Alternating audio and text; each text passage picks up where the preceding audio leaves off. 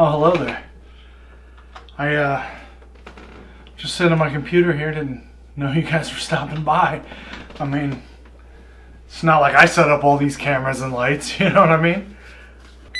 Why, hello there, friends. Namaste, if you will. Shalom.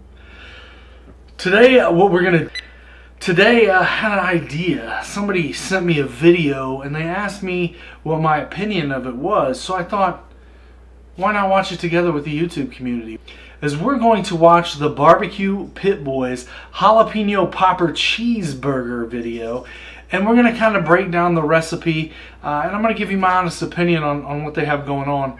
Play right now, and we're going to take a look at it. First off, first impressions, the theme song. The barbecue pit boys. Here we got the all-star cooking team coming out. A lot of beards and hoodies. And it's real easy to do. Okay, first things first, jalapenos look great, bacon's looking good. You can tell that they're trying to sell their SPG spice heavy here. Now they say that you want to use ground chuck. I personally like the fresh grind, either brisket or sirloin or some level of mix when I'm doing a burger. But it's personal preference. If you like ground chuck better, use ground chuck. G seasoning or what seasoning? Here we've got garlic salt. Alright, so one thing I noticed here is they cut the root off the onion. That is going to light your eyeballs up later. Leave the root on, cut it the other way. And as far as cherry peppers, they said that those are cherry peppers. I would think that if you're gonna do a pepper on something like this, because you probably should have a significant amount of heat already, I would recommend going with a sweeter pepper, and I would maybe add the heat some other ways. Dude, what the f is going on with that board there? That board looks like it's been through the dishwasher like 47 times. It's cracking. It might have been sitting out in this dude's shed forever. I don't know. But that is not how you take care of a board. If you have a quality board, you need to take care of it, man. Show it a little bit of love. This board is kind of gross to me. It has not been properly cared for. Now, get the proper knife for the job. This is a cleaver. Don't use a cleaver to chop vegetables. It's not a good idea. Just get a chef's knife. If you don't have a chef's knife, I guess use a paring knife, anything, but a cleaver is not meant to chop vegetables. I mean, it's whatever. Just safety first, guys. Be safe. He's not holding the knife properly either, which is a little sketchy. And his fingers are mighty close to an improper knife being held improperly on a board that looks like trash. And again, now we're using the Swiss Army knife. I don't know if you're camping, maybe, but if you have just use the right tools, man. So far, we're just making a standard popper. Okay. All right. So we'll move this along. You know how to do it now. Now, what we're going to do is wrap it with bacon. First off, bacon makes everything better. It's never a bad idea to wrap a jalapeno wrapped in cream cheese and bacon. So far, so good on that one.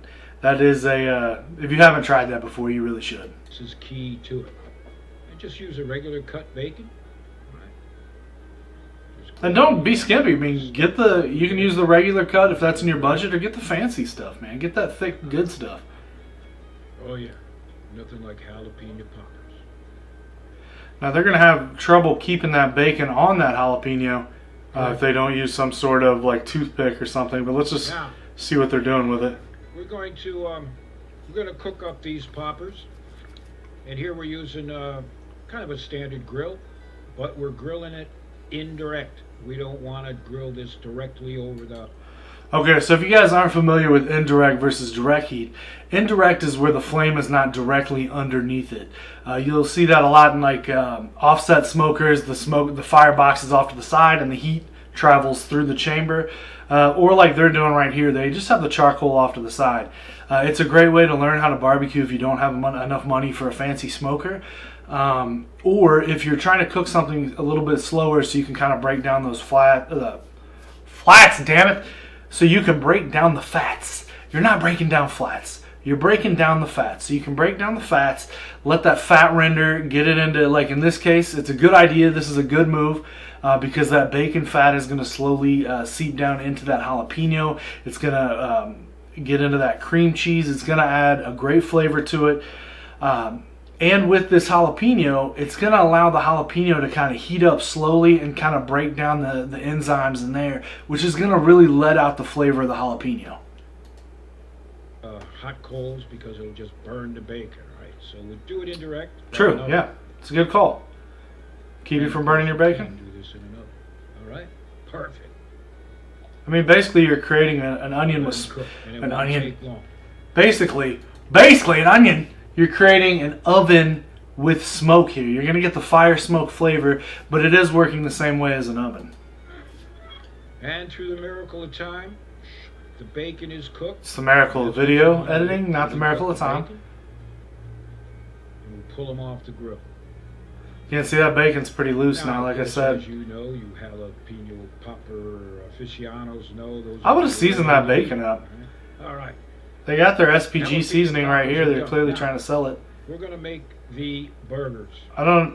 And I guess this is an okay way to divide it. Every burger to be get in there. Perfect, so well, look at these boards, dude. For the love of God, look at all of these boards. They are in rough shape. Put up like that, so each chunk is approximately 1 pound. I just feel like they're just doing too much with the cleaver, but I could be nitpicking. So we're gonna make 2, 4, 6, 8. You do the math. Half-pound burgers. And again, you always want to season your burger before you cook it. And if you've cooked your burger right, you will get a good crust. It's not going to take the seasoning anyway. So the best way to do it is beforehand. Make your burgers like you like, right? We're using our SPG for seasoning. We're hitting it with a little bit of Worcestershire sauce, and that's how it's pronounced, Worcestershire, right? Thanks for the tip. And give it a good mix. Form a patty. You get the picture, right? Flatten it out. So we're looking at roughly a half-pound patty here as he's patting that out. And we'll make another patty. This is the hardest part. Worcestershire, kind of dragging a little bit here. Okay, guys, first off, if you don't know how to make a burger patty, you have a lot of things that you need to work on before you watch this video. 2 half-pound patties are made. Oh no. You're going to take 2 of your cooked jalapenos. Oh no, don't do this. Put them on top. Oh my God, dude, for the love of God. Oh no, dude. Stuffed burgers. Oh gosh. You make these up for your family. Okay, this is whatever. This is, hold on, as he's sliding, let's pause it real quick. This is a freaking terrible idea. This is horrible. And I'm going to tell you why it's horrible right now. And I guarantee you, as we watch this video, it's going to play out just like I say it's going to play out. First off, that burger is way too friggin' big, for one. It's very big. You're going to have trouble cooking a burger that size. And now we've loaded bacon and jalapenos and cream cheese and all that stuff in the middle, which is going to create a pocket in the middle of that burger. That burger is not going to cook all the way through. It's just not. I can guarantee you the way this is going, it's not going to cook all the way through. You're going to love it. You're talking a 1 pound. It's too much, man. Right there, stuffed. The cream cheese is going to come out. That's almost unavoidable. You're not really... Are you kidding me? It's just too big. Look at the side. It's way too thick. Formed it pretty good on the sides. If you say so. Cheese inside, for the most part. Good enough. Good enough. Now. Good enough. The quality, the mark of quality in a chef. All right, so we're gonna skip forward a little bit because he's really taking his time with these patties. They're going all out. Miracle of time. We've got 4. And again, it's not the miracle of time. Burger patties ready. That doesn't make sense. So. Right. Now this time, we're gonna grill at very low heat. It'll be direct over the charcoal, but we're gonna... Again, okay. Just like I said, they said they're going to go at a very low heat, which is smart, but they're going to go directly over the coals. This is a bad idea. The outside of the burger is going to cook way too fast. if you're going to cook a burger this thick with this much crap jammed inside of it, you need to do it in something like a smoker, indirect heat, maybe even an oven. But you are not going to cook this correctly. I can promise you that that's going to happen. It's going to be less than 325 degrees Fahrenheit. We don't want to cook these fast. We don't want these burgers to form up. But you want it to cook all the way through. You don't eat raw hamburger. And there's going to be raw hamburger in the middle of this burger. Good. Again, now our onion is a spatula. It's a scraper. It's all kinds of things. And look at this. This board looks like it's infected with fungus. Cherry peppers. And some of these have some real good heat in them. Oh my god, dude, with your fingers already. Your favorite pepper. That is so dangerous. Add as much heat as you like. And we'll pull out some of the seeds. Of course, it doesn't roll because it's not built to roll. Alright, guys. I'm going to suggest that everybody pause this video right now. There is a video by Gordon Ramsay about knife skills on YouTube. Please watch that video. Please learn the claw. That's how you're going to cut your fingers if you don't use the claw. The claw is perfect. Start off slow, start off steady, and take your time cutting. And as you do this, you'll get faster and faster. You'll be more precise on your cuts. It's really just the best technique. Please do not use a cleaver and then stick your fingers right next to the blade. In the seeds. There's no heat in the seeds, only in the membrane. But you know that. Seeds definitely add heat, so by the we'll way. Just chop these up pretty fine. That is a completely false statement. Good enough. Good enough. Mark of an expert chef. These boards need to be oiled so bad. It's getting me. And we're going to scrape the edge of our knife on the blade. Chopped onions. Right across the board. And it is definitely a full-blown throw a spatula at this point. Tablespoon of butter. Always, butter is wonderful. Fry this. You can't go wrong with butter. We're going to use it as a condiment. I would have seasoned these a little bit as we throw them directly over the heat. Oh my god. Through the miracle of time. No, dude. These burgers are not done. They're not done. It literally looks like a pile of shit. It looks like the... Have you guys ever... Pause this for a second. Have you ever watched Dogma and you know where that shit monster comes out of the toilet? This is what this looks like. It looks like a shit monster. It looks like somebody half diarrhea shit. More or less. Those are terrible. They're not done. They're oozing blood. I guarantee you it's raw in the middle. It's time to serve them up. Now, we've toasted up some Those buns are a little weak, but... There's a little mayo on those buns. Mayo if you like, whatever. The burgers are splitting because the cavity in the middle is too big. And let's... Pepper, onion mix. Looks like they overcooked. Yep, overcooked. Which guys, great on a when you're sauteing, leave a little crunch, man. You don't want it to be mush like that. Take your time. It's okay. In your popper burger.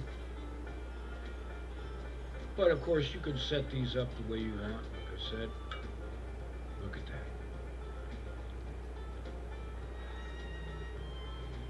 that. And we don't want any pissing and moaning about our rolls aren't big enough. They're the perfect size. Right? They just don't look like a high quality bun. Oh, dude, please do not bite into this. Big burger chains give you. And of course...